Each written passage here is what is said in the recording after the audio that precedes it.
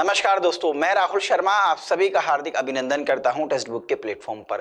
क्या सऊदी अरब की इकोनॉमी चरमरा रही है?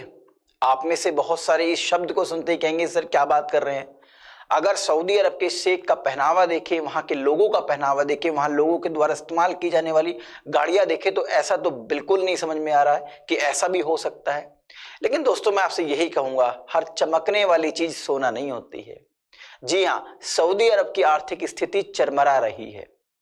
सऊदी अरब क्या, जितने भी अरब कंट्रीज है, अगर मैं कुवैत और यूएई को छोड़ दूं तो जितने भी ये देश हैं, अरब देश हैं, इनकी इकोनॉमिक क्रूड ऑयल पर निर्भर करती है।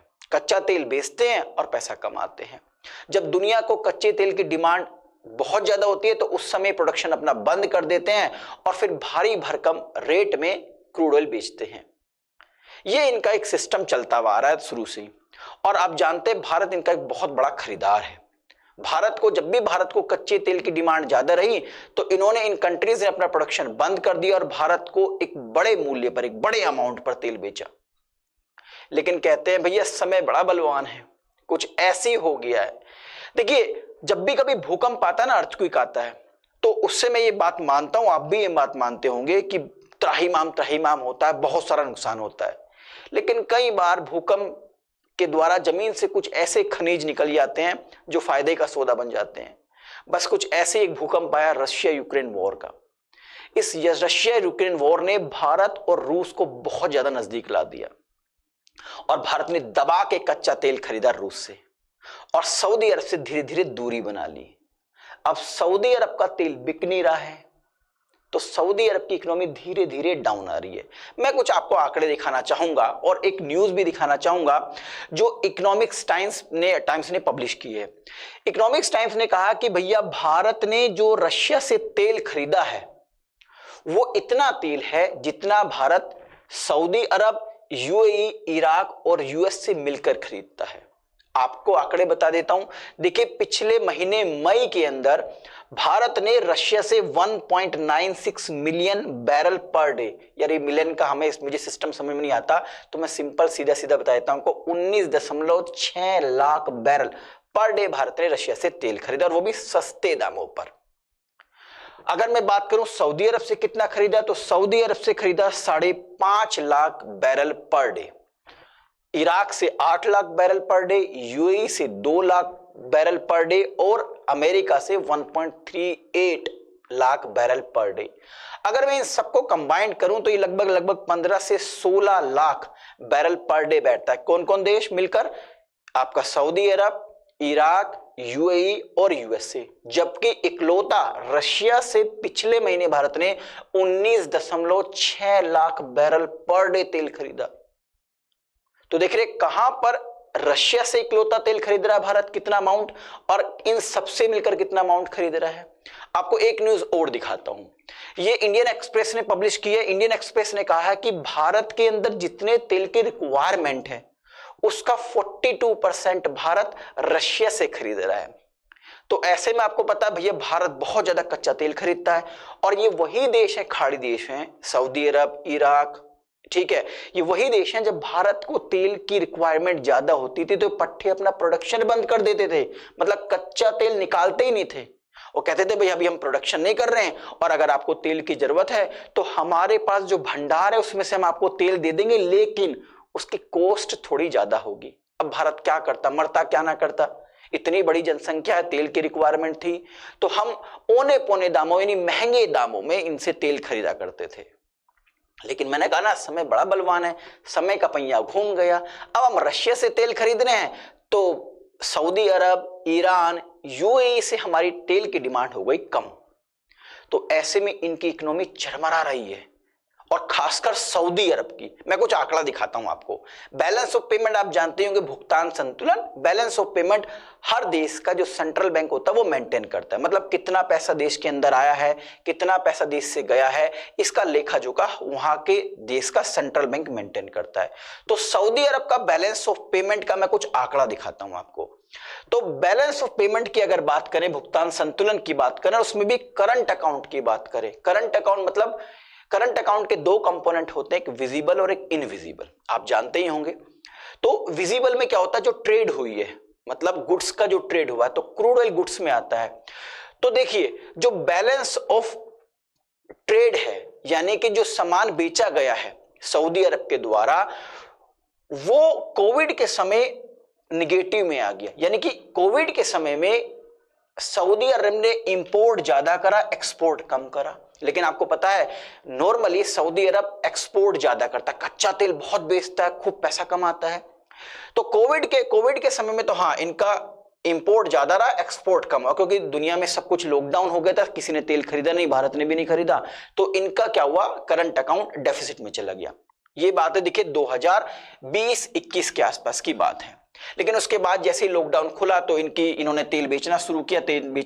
लेकिन जैसे ही रशिया यूक्रेन वॉर शुरू हुआ, भारत और रशिया की नजदीकी बढ़ी, भारत ने तेल खरीदना शुरू किया रशिया से, भैया इनका करंट अकाउंट दोबारा डेफिसिट में जाने की ओर शुरू हो गया। आप देखिए अगर मैं बात करूं दिसंबर 2022 की, तो दिसंबर 2022 के अंदर जो बैलेंस ऑफ पे करंट अकाउंट था किसका, सऊदी अरब का, वो था 19.8 यूएसडी यानी यूनाइटेड स्टेट डॉलर बिलियन, यानी कि 19.8 अमेरिकन बिलियन डॉलर था किसका, सऊदी अरब का। जबकि उससे पहले के 3 महीने पहले था 49.2 अमेरिकन बिलियन डॉलर। अब आप कहेंगे सर अभी भी सरप्लस में। भैया एक बात बताइए, किसी व्यक्ति की आय 1 लाख रुपए है, खर्चा उसका 10,000 रुपए महीना है, अगर उसकी आय 1 लाख से घटकर 60,000 हो जाए, तो आप ये मानेंगे ना कि हाँ अभी भी क्या है, वो घाटे में तो जा रहा है ना। तो लगातार सऊदी अरब का जो करंट अकाउंट है वो डेफिसिट की ओर मूव कर रहा है, और वो दिन दूर नहीं जब इनका करंट अकाउंट डेफिसिट में जाएगा, क्योंकि भारत धीरे धीरे ईवी इलेक्ट्रिक व्हीकल्स की ओर मूव कर रहा है। ये भी देख लीजिए आप आंकड़ा, ये भी आपको आंकड़ा दिखाई दे रहा होगा। आप देखिए 2020 के अंदर कोविड के समय, 2020 और 21 के समय में, कोविड के समय इनका करंट अकाउंट डेफिसिट में था, फिर जैसे लॉकडाउन खुला थोड़ा बड़ा, और अभी 2023 के शुरुआती दौर में फिर इनका करंट अकाउंट डाउन जा रहा है। अब इस बात से सऊदी अरब घबरा गया। सऊदी अरब के अधिकारियों ने भारत से बात करने की कोशिश की है कि भाई हम भी आपको सस्ता जो क्रूड ऑयल देने के लिए तैयार हैं, बशर्ते यह है कि आप हमसे संबंध ज्यादा अच्छे बनाइए, रशिया से नहीं। कुछ यूरोपियन जो मीडिया है उन्होंने बड़ा शोर शराबा किया कि रशिया तेवर दिखा रहा है भारत को, सस्ता तेल अब नहीं देगा, लेकिन ऐसा कुछ है नहीं। वास्तविकता तो यही है, रशिया लगातार अभी भी सस्ता तेल दे रहा है, और मैंने आपको बताया 19.6 लाख बैरल पर डे अभी भी हमने तेल खरीदा है। किससे, रशिया से।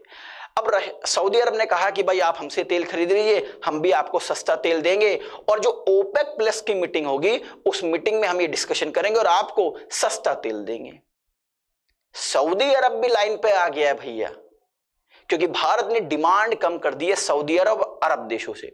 मैं आपको बता दूं दोस्तों, अगर ये जितने भी अरब देश हैं, अगर इनका कच्चा तेल ना बिके ना, तो ये 3 ही काम करेंगे पट्टे। पहला, लुंगी पहनेंगे, बकरी चराएंगे और खजूर खाएंगे। इसके अलावा इनके पास और कोई काम नहीं है।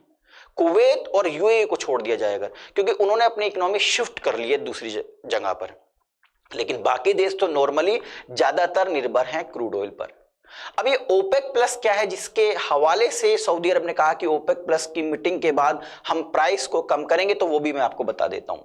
देखिए दोस्तों, ओपेक प्लस एक ऑर्गेनाइजेशन है जिसके अंदर 24 देश शामिल हैं। इसके अंदर 13 तो ओपेक कंट्रीज हैं इंक्लूडिंग सऊदी अरेबिया, और बाकी नॉन ओपेक कंट्रीज हैं। इस ओपेक प्लस में सऊदी अरब का दबदबा चलता है। तो यानी कि जो ओपेक प्लस अपना प्रोडक्शन करता है, तेल का उत्पादन करता है, कच्चे तेल का, वो सऊदी अरब के कहने पे करता है। सऊदी अरब ने मना कर दिया तो कम कर देता है। और सऊदी अरब ढेरशाणा है। सऊदी अरब जब देखता है कि भैया भारत जैसे देशों को तेल की ज्यादा डिमांड है, तो पट्टे प्रोडक्शन बंद कर देते हैं। प्रोडक्शन बंद करके फिर भारी भरकम रेट में भारत को तेल बेचते हैं, और भारत क्या ना करे, खरीदना पड़ता है मजबूरी में। लेकिन इस टाइम भारत ने मना कर दी है। भारत ने कह दिया हम तो रशिया से खरीदेंगे, लगभग अपनी रिक्वायरमेंट का 42% हम रशिया से खरीद रहे हैं, और वो भी सस्ते दामों पर। तो इस वजह से सऊदी अरब की इकोनॉमी चरमरा रही है, और उन्होंने ये वादा किया कि हम जल्द ही आपको सस्ता तेल देंगे ओपेक प्लस मीटिंग के बाद। तो आई थिंक इस वीडियो के माध्यम से जो इन्फॉर्मेशन मैं आपको प्रोवाइड करना चाह रहा था वो आप तक पहुंच गई होगी। जाने से पहले एक इन्फॉर्मेशन और देता हूं आपको regarding super coaching. Super coaching दोस्तों जो यूपीएससी के बेस्ट इंस्टीट्यूशन है इंडिया के, वहां पर पढ़ाने वाले एजुकेटर्स की प्री रिकॉर्डेड वीडियो का कलेक्शन है। यहां पे डेली बेसिस पर एक्सपर्ट्स के द्वारा लाइव सेशंस होते हैं ताकि आपके डाउट्स ना रहे और रीजन होता रहे। इसके अलावा भी आपको बहुत सारी फैसिलिटीज प्रोवाइड की जाती है, जैसे मॉक टेस्ट की फैसिलिटी और स्टडी नोट्स प्रोवाइड किए जाते हैं। अगर मैं सुपर कोचिंग में यूपीएससी की बात करूं तो यूपीएससी के 30 से ज्यादा कोर्सेज है जो हिंदी और इंग्लिश दोनों माध्यम में अवेलेबल हैं। जीएस के 6 कोर्स हैं, ऑप्शनल के 11 कोर्सेज है, सीसेट में 6 कोर्स हैं। सुपर टीचर्स ये वो टीचर्स हैं जिनकी प्री रिकॉर्डेड वीडियो आपको सुपर कोचिंग के सब्सक्रिप्शन मिलेगी और जिन्होंने इंडिया में बहुत सारे स्टूडेंट्स को यूपीएससी के मुकाम हासिल करने में मदद की है। अब बात कर लेते हैं कि जो सुपर कोचिंग का 12 मंथ्स का यूपीएससी का सब्सक्रिप्शन है, जिसमें आपको GS course, optional course, test series और स्टडी नोट्स प्रोवाइड किए जाएंगे, उसकी फीस कितनी है?